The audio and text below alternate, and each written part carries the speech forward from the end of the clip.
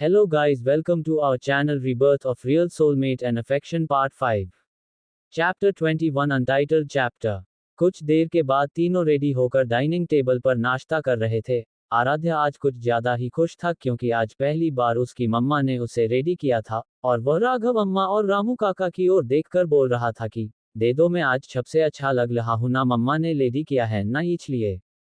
और वह तीनों भी उसकी बातें सुनकर मुस्कुरा रहे थे, आखिर वह भी तो अपनी मम्मी के प्यार के लिए तरसता था और यह बात सब लोग जानते थे। राघव ने भी उसकी तरफ देखकर कहा, बिल्कुल आज तो आरू बहुत ज्यादा अच्छा लग रहा है और बहुत प्यारा भी। फिर उसने अव्युक्त की तरफ देखकर कहा, भाई आज 10 बजे बहुत ज्यादा इंपॉर्टेंट मीटिंग है, वह फॉरेन वाले क्लाइंट आ गए हैं और ऑलरेडी 9 बजे बजने को आए हैं, हमें जल्दी से जाना होगा और मीटिंग भी सनराइज होटल में है।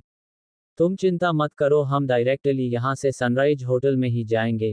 कल रात वैसे भी मैंने तुम्हें बोल दिया था कि सारे डॉक्यूमेंट्स और प्रेजेंटेशन की पेन ड्राइव लेकर आना, तुम लेकर तो आए हो ना, और हाँ आज का प्रेजेंटेशन भी तुम ही दोगे, यह बात मैंने तुम्हें पहले भी कही थी, याद है ना? हाँ भाई यादें है और मैं तैयार भी हूँ, बट भाई प्रेजेंटेशन तो मैंने कितनी बार दिए हैं, लेकिन यह मीटिंग तो बहुत ज़्यादा इंपॉर्टेंट है तो थोड़ा नर्वस हो रहा हूँ, अगर मुझसे कोई गड़बड़ हो गई तो, राघव ने थोड़ा नर्वस होते हुए कहा। अव्युक्त के कुछ भी कहने से पहले राध्या ने राघव से कहा, राघव भाई आप बिल्कुल भी चिंता मत कीजिए, हम सबको आप पर पूरा विश्वास है, आप बहुत अच्छे प्रेजेंटेशन देंगे और मीटिंग भी बहुत अच्छे से हो जाएगी। अरे मीटिंग इतनी इंपॉर्टेंट क्यों है, क्या आप कोई नया प्रोजेक्ट शुरू कर रहे हैं? राघव ने राध्या की तरफ देखकर कहा, वो मैडम। आगे वह कुछ भी बोलता उससे पहले ही राध्या ने उसे रोक दिया और कहा, क्या आपने अभी तक मुझे माफ नहीं किया है राघव भाई? माफ किस बात की माफी, मैं आपसे बिल्कुल भी नाराज नहीं, इनफैक्ट मुझे तो नहीं लगता आपने कभी कोई गलती की है, तो फिर आप ऐसा क्यों बोल रहे हैं? तो मैंने आपको माफ नहीं किया, किस चीज के लिए माफ नहीं किया? राघव ने राध्या की ओर देखकर कहा।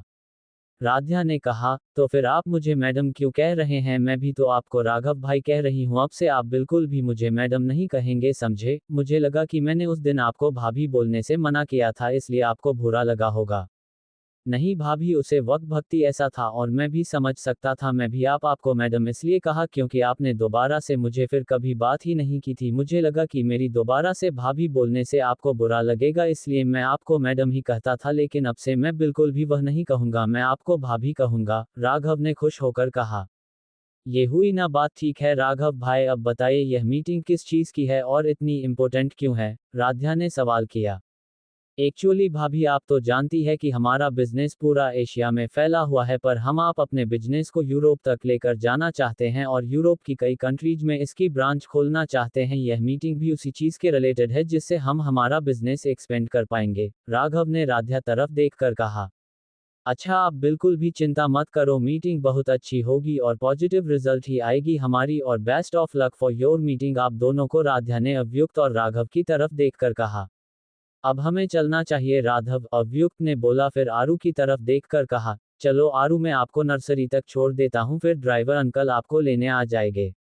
आरू ने कहा, ठीक है डेडा, फिर राध्या की तरफ देखा और कहा, मम्मा आप जल्दी से थिक हो जाओ, फिल्में आप तो मेरे फ्लैन से मिलाऊंगा, वो बहुत अच्छे हैं, इतना कहकर उसने राध्या की गाल पर किस कर दिया। राध्या ने भी उसके दोनों गाल पर किस किया और कहा, मामा भी जब ठीक हो जाएगी तब वह खुद आपको छोड़ने आएगी और पिक करने भी आएगी और वह आपके फ्रेंड से भी मिलेगी, ठीक है बच्चा, अच्छे से जाना और किसी को परेशान मत करना और अपना ध्यान रखना, ठीक है, बाय बाय। अव्युक्त, राघव और आराध्य तीनों चले गए। राध्या ने अम्मा की तरफ देखकर कहा, अम्मा हमारे घर में मंदिर नहीं है क्या, यहाँ पर पूजा नहीं होती? पहले तो कभी मैंने इस चीज का ध्यान नहीं दिया, पर मैं तो रूम में पूजा कर लेती थी, मेरे पास एक छोटी सी मूर्ति है ना कान्हा जी की, उनके सामने पर आप सब लोग पूजा कहा करते हो। अम्मा ने राध्या की तरफ देखा और कहा, जब बड़ी मैडम और बड़े मालिक जिंदा थे तब घर में हर रोज पूजा होती थी और पूजा के बगैर तो कोई घर से बाहर भी नहीं जाता था, पर उनकी मौत हो गई और आप भी अव्युक्त बाबा से दूर हो गई तो उन्होंने पूजा करना बंद कर दिया और अब तो वह भगवान पर भी भरोसा नहीं करते हैं, नहीं कोई पूजा पाठ, नहीं कोई हवन करवाते हैं। जब बड़ी मैडम और बड़ी मलिक की पुण्यतिथि होती है तब भी मैं और राघव के पापा जाकर मंदिर में पूजा करवाते हैं, उसे दिन भी अव्युक्त बाबा पूजा में नहीं बैठते हैं, वह तो गरीबों को दान करते हैं उस दिन। पर ये तो नियति होती है अम्मा, उसमें भगवान का कोई दोष नहीं होता, वह जो भी करते हैं अच्छे के लिए करते हैं, हमें हमारे कर्मों के अनुसार फल प्राप्त होता है और अपनी गलतियों की वजह से दुख और दर्द और तकलीफ मिलती है। तुम ठीक कहती हो बिटिया, पर अवयुक्त बाबा ने तो बचपन में अपने माँ बाप को खो दिया और फिर तुमसे भी अलग हो गए और उन्हें यहाँ से जाना पड़ा। अब तुम ही बताओ बेटा, छोटे से बच्चे ने क्या कुछ किया था, फिर भी यह सब उनको सहना पड़ा। फिर तुम भी उनसे नफरत करने लगे थे और वह बचपन से या भगवान पर भरोसा नहीं करते, पता नहीं दोबारा से कब हो पूजा पाठ में यकीन करने लगेंगे। और तुम भी बिटिया उनसे कुछ मत कहना इस बारे में। हाँ, तुम चाहो तो मंदिर दोबारा से खुलवा सकती हो और उसमें पूजा कर सकती हो, वह तुम्हें कभी भी मना नहीं करेंगे, पर जब तक दिल से हम प्रार्थना नहीं करते तब तक वह पूजा भी ठीक नहीं है। इसलिए तुम बाबा से भी कुछ भी मत कहना, भगवान पर भरोसा है मुझे, एक दिन बाबा खुद अपनी मर्जी से भगवान के सामने हाथ जोड़ेंगे। अम्मा ने कहा, आप चिंता मत कीजिए, मैं उनसे कुछ नहीं कहूंगी, पर हाँ, मंदिर के दरवाजे खोलकर मंदिर को साफ करवा दीजिए। कल से हर सुबह यहाँ पर पूजा होगी, भले वह ना आए पर हम सब पूजा करेंगे और आरू को भी पूजा करना, भगवान पर भरोसा करना सीखना पड़ेगा ना, राध्या ने कहा। ठीक है बेटियां, मैं अभी मंदिर को साफ करवा देती हूँ, कल से हम यहाँ पर पूजा करेंगे। ये कहकर अम्मा चली गई। चैप्टर 22 राध्या ने किया सिया को मैसेज। राध्या वहीं बैठे बैठे टीवी देख रही थी, तब उसे याद आया कि उसे तो सिया को मनाना भी है, इसलिए उसने अपना फोन लिया और उसे कॉल कर दिया। 2-3 रिंग करने के बाद भी सिया ने उसका फोन नहीं उठाया, आखिर बहुत नाराज थी वो। राध्या ने अपने आप से कहा, लगता है मैंने कुछ ज्यादा ही उसे नाराज कर दिया। उसका नाराज होना भी तो बनता है, वह हमेशा मुझे अच्छी सलाह देती थी, पर मैंने उसे कहा था कि अपने आप पर ध्यान दें, मेरी पर्सनल लाइफ में इंटरफेयर ना करें, उसे बहुत बुरा लगा होगा। एक काम करती हूँ, मैसेज कर देती हूँ। इतना तो मैं जानती हूँ अपनी सिया रानी को, वो मुझसे नाराज तो नहीं रह सकती ज्यादा देर तक, जब मैं उसे मनाने लग जाऊं तो। इतने महीनों से मैंने उसे नहीं मैसेज किया, नहीं कॉल, इसलिए बहुत ज्यादा नाराज है। ये कहकर राध्या ने सिया को मैसेज कर दिया। मैसेज में लिखा था कि आई एम सॉरी सिया, मैंने गुस्से में आकर तुमसे बहुत ज्यादा बोल दिया। जानते हो तुम मुझसे गुस्सा हो, नाराज हो, पर प्लीज अपनी नादान से दोस्त को माफ कर दो और प्लीज मेरा फोन उठा लो। You know what, no you are the my best friend, I am sorry. Siya ने अपने फोन की रिंग सुनी थी, वह उसे उठाने भी गई थी। जब उसने देखा कि राध्या का फोन है, वह भी इतने महीनों बाद, तब उसे बहुत खुशी हुई, पर उसकी नाराजगी तो फोन को देखकर ही दूर हो गई थी। लेकिन उसने सोचा, कितने महीनों से उसने मुझसे बात नहीं की, जब मैं उससे कहती थी कि रागिनी और सौरभ हमेशा उसे गलत सलाह देते हैं, उसकी बातों में मत आओ, तब मुझे उल्टा सुना देती थी। इस बार तो इतनी जल्दी नहीं फोन उठाऊंगी, नहीं माफ करूंगी। वह ये सोच ही रही थी कि राध्या का मैसेज आया। उसने उसे मैसेज को पढ़ा और जब उसने सॉरी शब्द सुना, तब उसे खुशी हुई कि राध्या को अपनी गलती रियलाइज हो गई। सिया ने मैसेज पढ़ने के बाद उस मैसेज का रिप्लाई किया, मुझे तुमसे कोई बात नहीं करनी, नहीं इतनी जल्दी, मैं तुझे माफ करूंगी, तो फोन कर कर मुझे परेशान मत कर। राध्या ने जब मैसेज पढ़ा तब उसने कहा, अच्छा जी, तो सिया रानी कुछ ज्यादा ही नाराज हो गई है, मैं भी तुझे कैसे मनाना है अच्छे से जानती हूँ, और वैसे भी सिया तुम मुझसे ज्यादा देर तक नाराज नहीं रही होगी, धीरे धीरे उसका गुस्सा शांत हो जाएगा मेरा मैसेज देखने के बाद। राध्या ने फिर एक वॉइस नोट भेजा, मैं जानती हूँ कि तुम मुझसे ज्यादा देर तक नाराज नहीं रह सकती, और तुम भी जानती हो कि मैं इतनी जल्दी किसी को सॉरी भी नहीं बोलती, लेकिन अब मैं अपनी गलती मान रही हूँ, प्लीज मुझे माफ कर दो सिया, मैं तुमसे मिलना चाहती हूँ, क्या तुम मुझसे मिलने आओगी, प्लीज मना मत करना, मुझे तुम्हें खुशखबरी भी देनी है जिसे सुनकर तुम खुश हो जाओगी, और तुम्हें तो पता भी नहीं होगा कि मेरा एक्सीडेंट हो गया था, पता है 2 दिन से मैं हॉस्पिटल में एडमिट थी, सब लोग मुझसे मिलने आए, लेकिन एक तुम ही मुझसे मिलने नहीं आई। हमेशा तुमसे बात करने की कोशिश करती थी, लेकिन तुम तो मुझे जानती हो कि मुझे ये किसी को इतनी जल्दी मनाना नहीं आता, फिर भी आज तुम्हें मनाने की कोशिश कर रही हूँ। हाँ, और अब मेरी चिंता मत करना, मैं ठीक हो चुकी हूँ और घर भी आ चुकी हूँ हॉस्पिटल से, पर मैं तुमसे मिलना चाहती हूँ। जब सिया ने राध्या का वॉइस नोट सुना और उसके एक्सीडेंट के बारे में सुना, तो वह परेशान हो गए, उसे चिंता होने लगी, पर जब फिर उसने सुना कि वह एकदम ठीक है अब, तब जाकर उसे शांति मिली, और उसने सोचा कि मुझे भी राध्या से मिलना पड़ेगा, आखिर कौन सी खुशखबरी है जो मुझे देना चाहती है, क्या वह सच में खुशखबरी है, या फिर से वो रागिनी और सौरभ की बातों में आ गई है और कुछ ऐसा ना कर दे जिससे उसकी जिंदगी में कोई और प्रॉब्लम हो, मुझे उससे मिलना पड़ेगा। ये सोचकर सिया ने राध्या को मैसेज किया कि वह उससे मिलने के लिए तैयार है। सिया का मैसेज पढ़कर राध्या खुश हो गए कि फाइनली वह उससे मिलने के लिए तैयार हो गई। राध्या जानती थी जब वह उसे बताएगी कि वह अपनी जिंदगी में आगे बढ़ रही है, तब उसे बहुत खुशी होगी और उसकी नाराजगी भी दूर हो जाएगी। मैं काम करूंगी, आराध्या को भी अपने साथ ले जाऊंगी, उससे मिलने वो बहुत खुश हो जाएगी।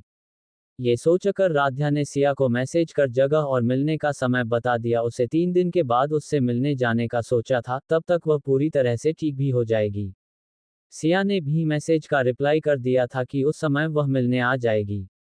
अम्मा ने आकर भी राध्या को बता दिया था कि मंदिर की साफ सफाई हो गई है, कल से वह पूजा कर सकते हैं। फिर वह लंच की तैयारी के लिए चली गई और राध्या भी आराम करने रूम में चली गई।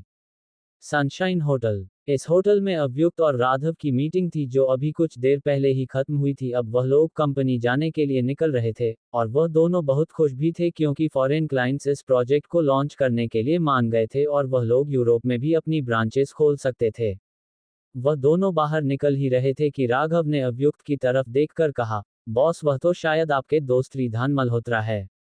अव्युक्त ने ये सुनकर उस ओर देखा और कहा, हाँ वह तो रिधान ही है, शायद किसी काम से आया होगा, चलो मिलकर आते हैं। ये बोलकर वह दोनों रिधान की तरफ चले गए।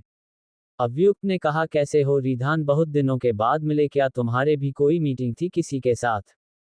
जब रिधान ने अव्युक्त और राघव को देखा तो वह खुश हो गया और उठकर अव्युक्त और राघव के गले मिला और कहा, क्या बात है, बहुत दिनों के बाद मिले दोनों। हाँ मेरी एक बहुत इंपॉर्टेंट मीटिंग थी यहाँ पर एक इन्वेस्टर के साथ, बट उनकी कंडीशन मुझे अच्छी नहीं लगी इसलिए मैंने मना कर दिया। अव्युक्त ने कहा, इन्वेस्टर के साथ क्या कोई नई मूवी बना रहे हो तुम जिसमें तुम्हें इन्वेस्टर चाहिए? मुझे भी स्क्रिप्ट दे देना, अगर मुझे पसंद आई तो मैं भी उसमें इन्वेस्ट करने को तैयार हूँ। रिधान मल्होत्रा उनका खुद का एक प्रोडक्शन हाउस था। अव्युक्त का बहुत अच्छा दोस्त था, कभी कभार अव्युक्त भी उसकी मूवीज में इन्वेस्ट कर देता था अगर उसको मूवी की स्क्रिप्ट पसंद आए तो। रिधान ने कहा, ठीक है मैं तुम्हें भेज दूंगा, मैंने ऑलरेडी इस फिल्म का हीरो डिसाइड कर लिया है, पर वह कौन है वह मैं तुम्हें बाद में बताऊंगा, पर अभी तक मैंने इसकी हीरोइन को साइन नहीं किया है। इस बार मैं इस फिल्म में कोई नया चेहरा लाना चाहता हूँ, एकदम फ्रेश फेस, जिसके ऑडिशन में अगले हफ्ते से स्टार्ट कर रहा हूँ। चलो काम की बात तो छोड़ो, बताओ कैसा चल रहा है सब कुछ, और अभी तक तुमने तो मुझे अपनी वाइफ से भी नहीं मिलाया। जानता हूँ कि तुम्हारी और उसके बीच प्रॉब्लम है, बट कभी तो मुझे मिलवाओ उससे। तुमने तो अभी तक मुझे उसका नाम भी नहीं बताया। नहीं अभी तक अपने बेटे से मिलवाया, कितनी बार कहा तुमसे, बट कभी लाते ही नहीं हो उन दोनों को। अव्युक्त ने कहा, तुम तो जानते हो वह मुझसे नाराज रहती है तो वो मेरे किसी भी दोस्त से मिलने को तैयार कभी नहीं होती थी, पर अब उसने मुझे माफ कर दिया है इसलिए शायद तुम सबसे मिलने के लिए तैयार हो जाए। हाँ पर इतनी जल्दी नहीं मिलवाऊंगा उससे। बाय थे वे, तुम जब भी इस फिल्म की हीरोइन के लिए ऑडिशन स्टार्ट करो तो मुझे जरूर बताना कि ऑडिशन कब स्टार्ट करें और कहाँ पर है। रिधान ने कहा, ऑडिशन से मुझे याद आया, तुम्हारी साली रागिनी भी इस फिल्म में काम करना चाहती हैं, वह भी मेरे टीम से कांटेक्ट करने की कोशिश कर रही है कि इस फिल्म में हीरोइन में उसे लूं। अव्युक्त ने तुरंत कहा, देखो तुम तो मेरे काम करने का तरीका अच्छे से जानते हो, मैं पर्सनल और प्रोफेशनल लाइफ मिक्स नहीं करता तब तक जब तक बात मेरी वाइफ और बेटे की ना हो, और रही बात रागिनी की, वह भले ही मेरी साली हो, लेकिन अगर तुम इस फिल्म में कोई न्यू फेस लाना चाहते हो तो जरूर लाना। और वैसे में फिल्म में सिर्फ हीरो हीरोइन तो नहीं होते, और भी कई सारे कैरेक्टर होंगे, अगर तुम्हें लगे कि रागिनी भी उसे फिल्म में किसी कैरेक्टर में शामिल हो सकती है तो उसके लिए वह भी ऑडिशन ले लेना। वैसे भी तुम्हारे फिल्म में काम करने के लिए कई सारे हीरो हीरोइन लाइन लगाते हैं और किसी भी कैरेक्टर में काम करने के लिए तैयार हो जाते हैं। राघव ने कहा, भाई बिल्कुल सही कह रहे हैं रिधान, वैसे भी तुम्हारे प्रोडक्शन हाउस में यह फिल्म बन रही है, यानी कि फिल्म तो सुपर डुपर हिट होगी। चैप्टर 23, कुछ भी करके राध्या और अव्युक्त को अलग करना होगा। रिधान ने कहा, हाँ पर इस स्टोरी में एकदम इनोसेंट और ब्यूटीफुल फेस चाहिए। वह कहते हैं ना, ब्यूटी विद ब्रेन, बिल्कुल वैसा। पता नहीं ऐसी कोई लड़की मिलेगी कि नहीं जो इस रोल को परफेक्टली अदा कर सके, इसलिए इस बार तो डिसाइड किया है कि ऑडिशन में मैं भी होगा। क्या बात है, रिधान मल्होत्रा खुद ऑडिशन लेने वाला इस बार, पक्का यह ऑडिशन मुश्किल तो होगा। आई होप सो आपको आपकी पसंद की कोई वैसी ही लड़की मिल जाए जो ये रोल कर सके। बट इस मूवी का हीरो कौन है कब बताओगे? राघव ने उत्सुकता से पूछा। जब सारे कैरेक्टर डिसाइड हो जाएंगे तभी मैं बताऊंगा कि इस फिल्म का हीरो कौन है, और हाँ तुम्हारे लिए एक सरप्राइज भी होगा। आई एम सर, कर मैं हीरो का नाम बता ही दिया होता तो तुम स्क्रिप्ट भी नहीं पढ़ते और डायरेक्टली इन्वेस्ट करने के लिए तैयार हो जाते। रिधान ने अव्युक्त और राघव की तरफ देखकर कहा, क्यों ना हम साथ में यहीं पर लंच कर दे, वैसे भी बहुत टाइम हो गया है साथ में लंच किए हुए, और थोड़ी बातें भी कर लेंगे। हाँ पर इस पर काम की बातें नहीं करेंगे, राघव ने दोनों की तरफ देखकर कहा। अव्युक्त और रिधान भी लंच के लिए तैयार हो गए, वैसे भी लंच का टाइम हो ही गया था और वह लोग थोड़ी मस्ती मजाक और साथ में टाइम बिताने के लिए तैयार हो गए। लंच के बाद वह लोग वहां से चले गए। सिंह मैंशन। आज विजय सिंह, सुनैना, रागिनी और सौरभ एक साथ प्लानिंग कर रहे थे। आज दादू और शांति देवी दोनों ही घर पर नहीं थे। विजय सिंह ने कहा, रागिनी और सौरभ तुम दोनों को कुछ भी करके राध्य को दोबारा से मैनिपुलेट करना पड़ेगा। तुम लोग अच्छे से जानते होंगे उसकी शादी की बात, सारी प्रॉपर्टी उसके नाम ट्रांसफर हो गई है और वह अपनी प्रॉपर्टी बिना उसके पति की मर्जी के किसी और को दे भी नहीं सकती। सुनैना ने कहा, विजय बिल्कुल ठीक कह रहे हैं, हमें कैसे भी करके राध्या और अव्युक्त का डाइवोर्स करवाना होगा और राध्या को अपनी बातों में मिलाकर कैसे भी करके फिर प्रॉपर्टी पेपर्स पर सिग्नेचर करवानी होगी। रागिनी ने कहा, वह तो ठीक है मॉम, बट अभी हम उसे कुछ नहीं कह सकते, नहीं तो उसे हम पर शक हो जाएगा कि क्यों बराबर हम उसे और अव्युक्त को दूर करने की कोशिश करते हैं। सौरभ ने कहा, रागिनी बिल्कुल ठीक कह रही है, हम जो भी प्लानिंग करेंगे वह बहुत सोच समझ कर करेंगे, पर हमें कुछ दिनों तक इंतजार करना होगा। और रागिनी तुम जिस फिल्म में काम करना चाहती हो ना, उसके ऑडिशन नेक्स्ट वीक से स्टार्ट हो रहा है, तो अच्छे से तैयारी कर लेना और फिलहाल के लिए उसे पर ही फोकस करो, राध्या के बारे में हम बाद में सोचेंगे। विजय ने कहा, सौरभ बिल्कुल ठीक कह रहा है, हमें कुछ दिनों तक इंतजार करना पड़ेगा, चलो मुझे भी एक काम से बाहर जाना है, ये कहकर वह चले गए। सुनैना ने रागिनी की तरफ देखकर कहा, फिलहाल के लिए तुम दोनों अपने अगले प्रोजेक्ट के बारे में सोचो। और हाँ, कल वह अपने घर वापस चली गई है तो मुझे लगता है एक बार तुम दोनों को उससे मिलने उसके घर जाना चाहिए, टाइम निकालकर मिलकर आ जाना और देखकर आ जाना क्या वह सच में अपने रिश्ते में आगे बढ़ रही है। तो हमें जो भी करना होगा वह जल्द से जल्द करना होगा, नहीं तो हमारे हाथ से बात निकल सकती है। सौरभ ने कहा, डोंट वरी आंटी, हम मिलने जाएंगे उससे और सब कुछ देख कर आएंगे। चलो रागिनी, मैं तुम्हारी ऑडिशन के लिए मदद करवाता हूँ, ये कहकर रागिनी भी सौरभ के साथ चली गई। सिंघानिया कॉरपोरेशन। अव्युक्त अपने ऑफिस में बैठा हुआ था और लैपटॉप पर काम कर रहा था, तभी किसी ने डोर को नॉक किया। अव्युक्त ने डोर की तरफ देखकर कहा, कमिंग। डोर ओपन हुआ और राघव अंदर आए और कहा, बस वह होटल वाला प्रोजेक्ट हम जिस जमीन पर बनाना चाहते हैं, कोई जमीन शाह एंटरप्राइज की है कहीं, और कंप्रेस ने भी वह जमीन खरीदने के ट्राई किया था, लेकिन वह लोग यह जमीन बेचना ही नहीं चाहते, पता नहीं क्यों, चाहे उन्हें जितने भी पैसे ऑफर किया जाए पर वह लोग मना ही कर रहा है। अव्युक्त ने कहा, तुम जानते हो ना क्यों होटल वाला प्रोजेक्ट बहुत ज्यादा इंपॉर्टेंट है, क्योंकि यह होटल मैं राध्या के लिए बनाना चाहता हूँ, उसके नाम करना चाहता हूँ, हमें कैसे भी करके वह जमीन खरीद नहीं होगी, तो मैं क्या करूँ, शाह कॉरपोरेशन के साथ एक मीटिंग शेड्यूल करो, मैं खुद इनसे मिलने जाऊंगा। अव्युक्त की बात सुनकर राघव ने कहा, ठीक है बॉस, और वो चला गया। वही एक घर के अंदर एक रूम में एक लड़की की एक जैसी कई तस्वीरें लगी हुई थी और तस्वीरों के सामने एक व्यक्ति खड़ा था और तस्वीर से बात कर रहा था और कह रहा था कि कहाँ हो तुम, तुम्हारे बारे में कुछ नहीं जानता, सिर्फ एक झलक देखी थी तुम्हारी और एक तस्वीर ले पाया था, कौन हो तुम, कहाँ से हो, कैसी हो, कुछ नहीं जानता, लेकिन तुम्हारी एक झलक ने मुझे तुम्हारा दीवाना बना दिया था, बहुत जल्द मैं तुम्हें ढूंढ लूंगा और तुम्हें अपना बनाऊंगा, देखना तुम क्या कर। को तस्वीरों पर हाथ फेरने लगा और हंसने लगा, फिर उसने किसी को फोन किया और कहा, जल्दी से जल्दी पता लगाओ कि कहाँ है वह, इतने साल हो गए लेकिन तुम एक लड़की को नहीं ढूंढ पाए, मुझे जल्दी से जल्दी वह अपने पास चाहिए, नहीं पर मैं तुम सबको मार डालूंगा, याद रखना, ये कहकर वह उन तस्वीर को देखने लगा। सिंघानिया मैंशन। राध्या अपने रूम में आराम कर रही थी और वह सोचने लगी कि आगे उसे क्या करना चाहिए जिससे वह सबको सबक सिखा सके और अपना बदला भी ले सके। बहुत सारे सवाल है लेकिन उनके जवाब मेरे पास नहीं है, आखिर दादू ने अपनी सगी पोती को छोड़कर मेरे नाम ही क्यों सारी प्रॉपर्टी की कुछ तो हिस्सा उसे देना चाहिए था, और क्या दादू जानते कि मॉम डैड को भी चाचा चाची ने मारा था, और कौन हूं मैं, क्यों मेरे माँ बाप ने मुझे छोड़ दिया या फिर मुझसे दूर हो गई, या वह लोग इस दुनिया में नहीं है लोग प्रॉपर्टी के लिए फिर से मुझे मैनिपुलेट करने की कोशिश करेंगे और अब शायद वह और भी ज़्यादा खतरनाक हो जाएंगे, क्योंकि मैंने उनसे बोला था कि मैं अपने रिश्ते में आगे बढ़ना चाहती हूँ, मुझे बहुत सोच समझ के कुछ करना पड़ेगा और अपना करियर भी तो स्टार्ट करना है, देखना और पता करना पड़ेगा कि कौन सी नई मूवी रिलीज होने वाली है और उसके ऑडिशन कब शुरू होंगे। मुझे खुद को मजबूत भी करना पड़ेगा क्योंकि मैं जानती हूँ वह हम तीनों को नुकसान पहुंचाने की कोशिश भी कर सकते हैं, मुझे फाइटिंग करना भी सीखना पड़ेगा, लेकिन मुझे ट्रेनिंग देखा कौन इसमें, तो अव्युक्त मेरी मदद कर सकते हैं, मुझे उनसे इस बारे में बात करनी होगी कि मुझे मजबूत बना है, लेकिन सबसे पहले मुझे ठीक होना पड़ेगा और इस बार सब कुछ मैं सोच समझ कर करूंगी, किसी की बातों में नहीं आऊंगी और विश्वास अपनी परछाई पर भी नहीं करूंगी। वैसे मैं घर पर आ गई हूँ, जरूर या तो मुझसे बात करने की कोशिश करेंगे या मुझसे मिलने की कोशिश करेंगे और सब कुछ जानने की भी कोशिश करेंगे, इतना तो मैं अच्छे से जानती हूँ। वह ये सब सो ही रही थी कि उसने घड़ी में टाइम देखा और कहा, बाकी सब बाद में सोचूंगी, आराध्या के आने का टाइम हो गया है, पक्का सबसे पहले मुझसे मिलने आएगा। आज के लिए इतना ही। संडे है ना, इसलिए पार्ट थोड़ा छोटा दिया है। वह क्या है ना, संडे के दिन सब घर पर होते हैं ना, तो टाइम नहीं मिलता ज्यादा। Chapter 24 untitled chapter. थोड़ी देर बाद राध्या का डोर नॉक हुआ और आराध्या अंदर आया, जिसे देखकर राध्या खुश हो गई और बोली, आरू बेबी आप आ गए। पता है मम्मा अकेले घर में बैठे बैठे बोर हो रहे थे और आपको बहुत मिस भी कर रही थी। जल्दी से आओ मम्मी के पास। ये कहकर उसने अपने दोनों हाथ फैला दिए उसे गले लगाने के लिए।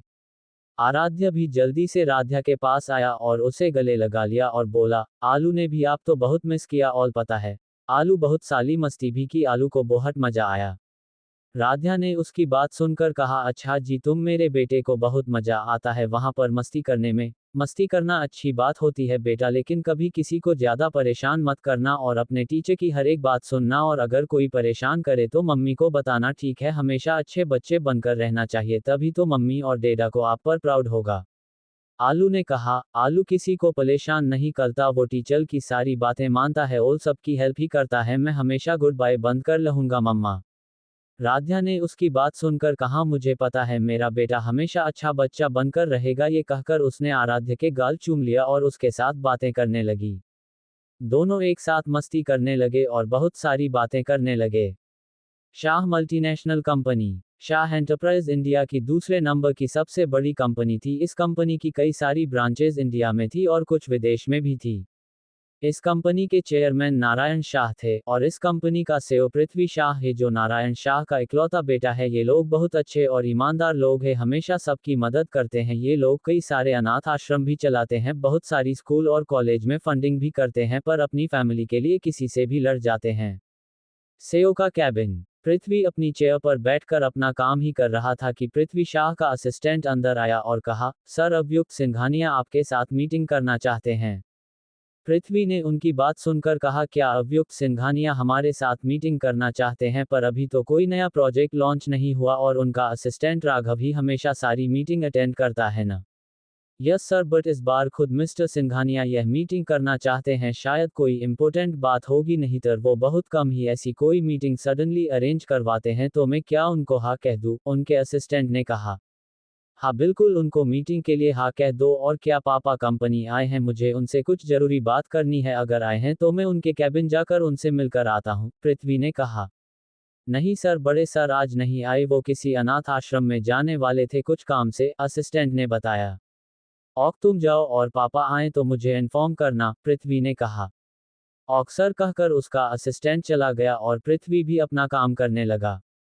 सिंह मैंशन। रागिनी का रूम। रागिनी और सौरभ दोनों अपने नेक्स्ट प्रोजेक्ट की तैयारी कर रहे थे और वो दोनों रिधान की नई मूवी में काम करना चाहते थे। आखिर इस बार वो खुद इस फिल्म का प्रोड्यूसर और डायरेक्टर दोनों था। सबको पता था कि यह फिल्म सुपर डुपर हिट ही होगी, पर उसके ऑडिशन भी वो खुद लेने वाला था और वो बहुत ही स्ट्रिक्ट भी था। उसके साथ काम करना किसी के लिए चैलेंज से कम नहीं था, पर सब जानते थे कि रिधान की फिल्म में अगर आपको कास्ट कर लिया गया तो आपको फेमस होने से कोई नहीं रोक सकता था। इसीलिए रिधान की फिल्म में काम करने के लिए और कोई भी रोल करने के लिए फेमस एक्ट्रेस और एक्टर भी तैयार हो जाते थे। सौरभ ने रागिनी की बहुत सारी प्रैक्टिस करवाई, कई सारी टिप्स भी दिए और कहा, रागिनी तुम तो जानती हो इस बार रिधान मल्होत्रा खुद ऑडिशन लेने वाले हैं। वो कोई भी गलती बर्दाश्त नहीं करते, बहुत कम लोगों को उनके साथ काम करने का मौका मिलता है और वो कोई भी रोल प्ले करने को कह देते और सिर्फ 5 मिनट का वक्त ही देते हैं। हमें कैसे भी करके इस फिल्म में काम करना है, चाहे कुछ भी हो जाए। हमारे करियर के लिए यह बहुत अच्छी अपॉर्चुनिटी है। रागिनी ने कहा, तुम सही कह रहे हो सौरभ, हमें इस फिल्म में काम करना ही है और हम बहुत सारी प्रैक्टिस करेंगे और ऑडिशन पास करके रहेंगे। फिर हमें कुछ प्लान भी बनाना है राध्या को दोबारा से अपने जाल में फंसाने का, कैसे भी करके, नहीं तो इतने सालों की मेहनत वेस्ट हो जाएगी और ऐसा मैं कभी नहीं होने दूंगी। यह कहकर रागिनी ने गुस्से वाला चेहरा बना दिया। सौरभ ने उसकी बात सुनकर कहा, रागिनी तुम पहले शांत हो जाओ, हम कुछ ना कुछ जरूर करेंगे और मैं हमेशा तुम्हारी मदद करूंगा, पर अभी हमें अपनी प्रैक्टिस में ध्यान देना चाहिए। राध्या के बारे में हम बाद में सोचेंगे। तुम ठीक कह रहे हो सौरभ, हमें अभी अपनी प्रैक्टिस में ध्यान देना चाहिए, फिर प्लानिंग करते हैं और कल उससे मिलने भी जाएंगे। ये कहकर वो दोनों दोबारा से अपनी प्रैक्टिस करने लगे। चैप्टर 25 तुम्हारी तो कोर्ट मैरिज ही हुई थी। तुम ठीक कह रहे हो सौरभ, हमें अभी अपनी प्रैक्टिस में ध्यान देना चाहिए, फिर प्लानिंग करते हैं और कल उससे मिलने भी जाएंगे। ये कहकर वो दोनों दोबारा से अपनी प्रैक्टिस करने लगे। शिवम अनाथ आश्रम। जिस बच्चों का कोई नहीं होता उनका बसेरा होता है। बसेरा अनाथ आश्रम में यह अनाथ आश्रम नारायण शाह और उनकी पत्नी वृंदा शाह चलाते थे। ऐसे कई सारे अनाथ आश्रम थे उनके अलग अलग शहरों में। नारायण शाह के छोटे भाई और उनकी पत्नी दोनों का सपना था बेसहारा बच्चों का सहारा बनने का। जब उन्होंने यह विचार अपने भाई और भाभी से कहा था तब उन्होंने भी इस सपने को साकार करने में उनकी मदद की थी, पर नारायण शाह के छोटे भाई और पत्नी इस सपने को सच होता हुआ नहीं देख सके। उससे पहले ही उनकी मौत हो गई, पर उनका ये सपना नारायण शाह और वृंदा शाह ने पूरा किया। वह लोग हफ्ते में एक बार इस अनाथ आश्रम में जरूर आते थे और इन बच्चों के साथ वक्त गुजारते थे। जब भी नारायण शाह को अपने भाई की याद आती थी तब वह यहाँ पर जरूर आते थे। आज भी वह यहाँ आए थे क्योंकि कल उनके भाई और उनकी पत्नी की बरसी थी, और आज उनको उनके भाई की बहुत ज्यादा याद आ रही थी। वह भाई कम और दोस्त ज्यादा थे। वह अपने छोटे भाई की पत्नी को भी अपनी बहन की तरह मानते थे क्योंकि उनकी कोई बहन नहीं थी। आज सुबह से लेकर शाम तक नारायण शाह ने अपना वक्त शिवम अनाथ आश्रम में बच्चों के साथ ही गुजर और फिर घर की तरफ चले गए। शाह मैंशन। शाह मैंशन इस शहर का दूसरे नंबर का सबसे बड़ा और सुंदर घर था। यह मैंशन सिंघानिया मैंशन से सिर्फ आधे घंटे की दूरी पर था। घर के अंदर वृंदा शाह कल की पूजा की तैयारी करवा रही थी क्योंकि कल उनके देवर और देवरानी की बरसी थी। पहले पूजा मंदिर में होने वाली थी, फिर घर पर भी एक पूजा होने वाली थी, और वह इन सब की तैयारी में लगी हुई थी। वह सर्वेंट से सारे सामान चेक करवा रही थी और कल क्या बनेगा उसके बारे में भी बता रही थी। तभी नारायण शाह मैंशन के अंदर आए और उन्हें देखकर पूछा, वृंदा कल की सारी तैयारियां हो गई और वह सारा सामान बच्चों के लिए आ गया। तुम जानती हो ना, हर साल की तरह इस साल भी सुबह पूजा के बाद और घर में पूजा की बात हम लोग सारा समय बच्चों के साथ गुजारते हैं और उन्हें तोहफे देते हैं। शिवम इन बच्चों के लिए बहुत कुछ करना चाहता था, पर उससे पहले ही वो हम सबको छोड़कर चला गया। कहते हुए वो दुखी हो गए। आपको वो याद, पर उसकी बातें नहीं याद है ना? वो आपको क्या कहते थे? भाई मैं आपसे कितना भी दूर क्यों ना चला जाऊं, पर हमेशा आपके पास आपके दिल में और यादों में रहूंगा, इसलिए मुझे हमेशा खुश होकर ही याद करना, वृंदा ने अपने पति को समझाते हुए कहा। तुम ठीक कहती हो, पर उसकी याद आ ही जाती है, क्या करूं? पर मैं कोशिश करूंगा हमेशा खुश होकर उसे याद करने की, नारायण शाह ने अपनी पत्नी की तरफ देखकर कहा। एक काम कीजिए, आप फ्रेश हो जाए, मैं आपके लिए चाय बनाती हूँ, और वैसे भी आपको मेरे अलावा किसी और के हाथ की चाय कहाँ पसंद आती है। कहकर वृंदा किचन की तरफ चली गई और नारायण शाह भी अपने रूम में चले गए। सिंघानिया मैंशन। राध्या और आराध्य ने आज एक दूसरे के साथ बहुत वक्त गुजारा और मस्ती भी की, मूवी भी देखी, और अब वो दोनों नीचे आ गए थे क्योंकि अभियुक्त के आने का समय हो गया था और वो दोनों अभियुक्त का ही इंतजार कर रहे थे। अब से राध्या ने भी डिसाइड कर लिया था कि ब्रेकफास्ट और डिनर वो लोग साथ ही करेंगे अगर कोई जरूरी काम ना आया तो। तभी अभियुक्त मैंशन के अंदर आया। आराध्य ने जब उसे देखा तो उसकी तरफ दौड़कर जाने लगा। तभी अभियुक्त ने कहा, आरू डेडा ने आपको क्या सिखाया था कि हमें हमेशा बाहर से आके हैंड वॉश करना चाहिए क्योंकि हमारे हैंड में बहुत सारे जम्स होते हैं, इसलिए डेडा जब तक फ्रेश होकर नहीं आते तब तक आप मम्मी के पास रहो, डेडा जल्दी से आते हैं, ठीक है बेटा? आरू ने अभियुक्त की तरफ देखकर कहा। सोली डेडा आलू भूल गया था ये बात, पल अब आलू ये बात याद रखेगा। आप जाओ आलू मम्मा के पास लगा, पल जल्दी आना, आलू को बहुत भूख लगी है। ठीक है बेटा, मैं और आपके चाचू जल्दी से आते हैं, ये कहकर वो चला गया। राध्या ने फिर अम्मा की तरफ देखकर कहा, वो दोनों आते हैं तब तक आप डिनर लगवा दो, अम्मा मैं भी आपकी मदद करती हूँ। अम्मा ने राध्या से कहा, नहीं बेटा मैं लगवा देती हूँ, जब तुम ठीक हो जाओ तब मदद कर देना और एक बार खाना भी बना लेना। तुम्हारी शादी के बाद कोई रस्म ही नहीं हुई थी, वैसे तो तुमने और बाबा ने कोर्ट मैरिज ही कर ली थी तो कोई भी रस्म नहीं हुई, पर अब हम रसोई की रस्म ही कर लेंगे, क्या कहती हो? वैसे बेटा मैंने सुना था तुम्हारी शांति मासी माँ से कि तुम खाना बहुत अच्छा बनाती हो। जरूर अम्मा, मैं जरूर बनाऊंगी, वैसे भी मुझे खाना बनना बहुत पसंद है और शादी के बाद मैंने कुछ भी नहीं बनाया। दादू भी मुझे ज्यादा किचन में जाने नहीं देते थे, ये सब भी मैंने चुपके से बनाना सीखा था, राध्या ने अम्मा की तरह देखकर कहा।